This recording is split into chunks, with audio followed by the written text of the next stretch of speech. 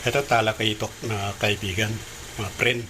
Ipiprito ko to at gagawin kong sinigang sa miso. Piprito ko muna to, talakitok to, isda. Ayan.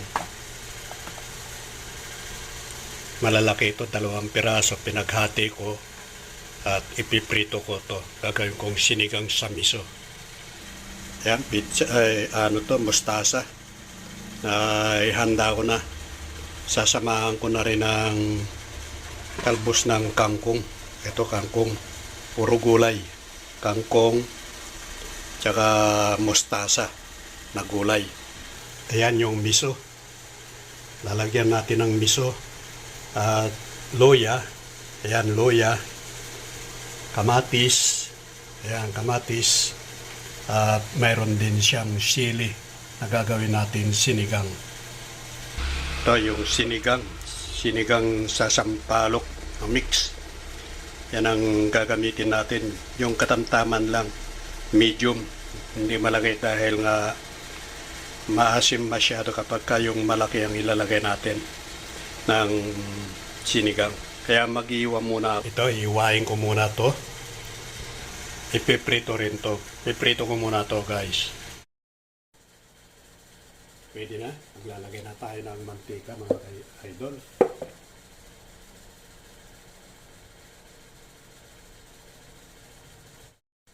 Kaya pwede na.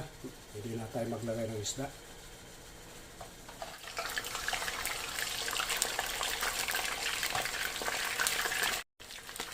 Ayan, babalik pa rin ito natin. Pwede na.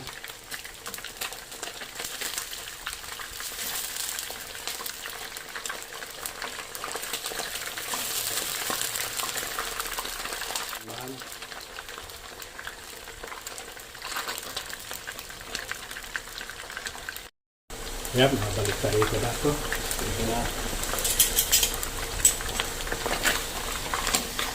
Yan na, guys. Pinipeto ang kalapito. Lapit na.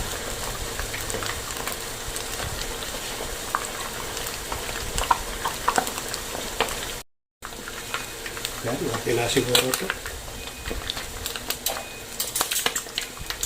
Ito na. Balik ka rin natin.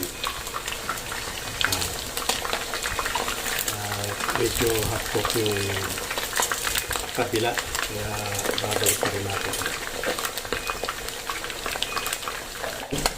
Loya, kamatis. Yan, okay na ito. Yan, mag-iiwa na tayo. Meron ba pala akong isasama rito? Talong. Hira lang ako na nagluluto ng gulay, mga friend.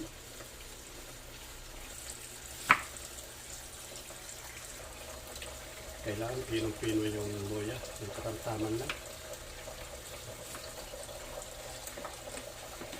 Yan na. Sasunod ko naman yung kamatis, guys. Ko naman yung magluluto na tayo, mga kaibigan. Yan yung aking mga rekado na gagawin na sinigang sa miso. Kompleto na. Magluluto na tayo. Magluluto na tayo. Ang sinigang sa miso.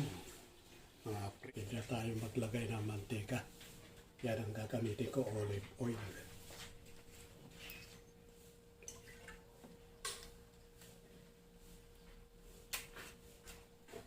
Ito yung bawang. Unahin ko na yung bawang.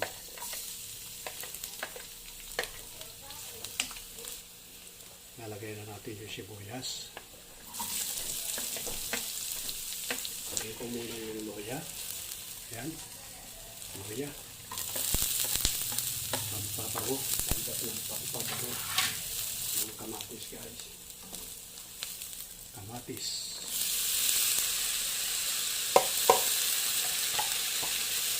Diba? Ayan. Pinisa.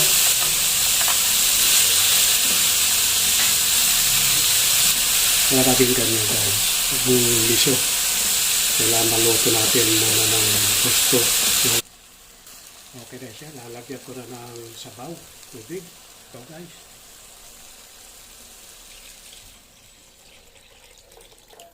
Ilagay ko na rin yung sinigang mix. Sinigang. Ayan. Sinigang sa miso. Kailan natin ang panimpla. Patis ang aking ilalagay. Patimpla. Lagyan natin ng isang scoop lang. Ayan. Ayan, ilalagay ko na itong isda guys. Talakitok. Yung aking gagawin na sinigang sa miso. Ayan. Kulo pa. Isang kulo lang, okay na.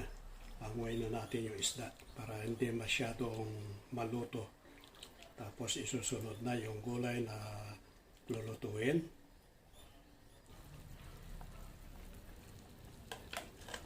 Iwalay natin yung isda. Kailangan natin ng iwalay.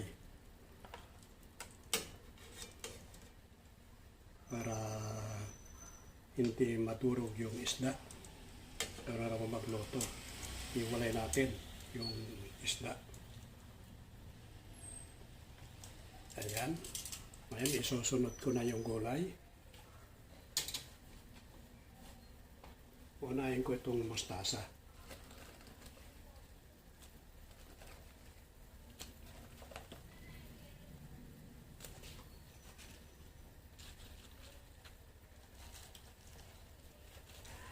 Yung isda, pwedeng pang ibabaw na lang pagka naluto na yung mga gulay.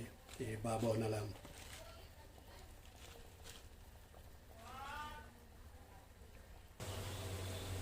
Yan, okay na guys. At tatanggalin ko na itong gulay, itong mustasa, para hindi maluto ng gusto. Kailangan ako yung pagkaluto ng gulay. Kaya alisin ko muna to.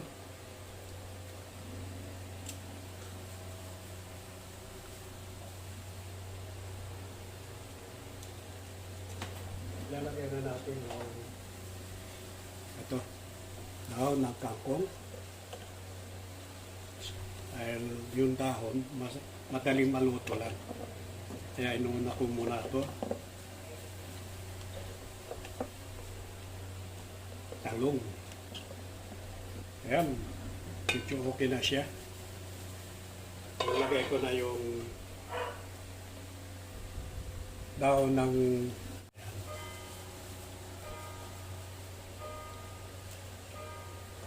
gulay lang, okay na. Approve na yung gulay. Ito, sili. Sa sinigang, hindi naman nawawala talaga yung sili. Na green, pahaba na sili. Kaya, nilagyan ko. Ay, tatakpan ko siya ulit. Pakukuluan natin. Kumukulo na. Buksan natin. Uy. Ito guys. Ngayon, tamang-tama lang yung pakulo natin. Ngayon, nilalagay ko ulit yung isda. Ibabalik ko. Ito, ibabalik natin ulit.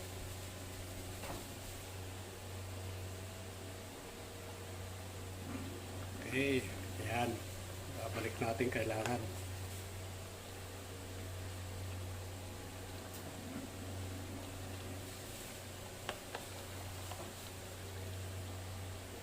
Ayan, approve na. Okay na guys.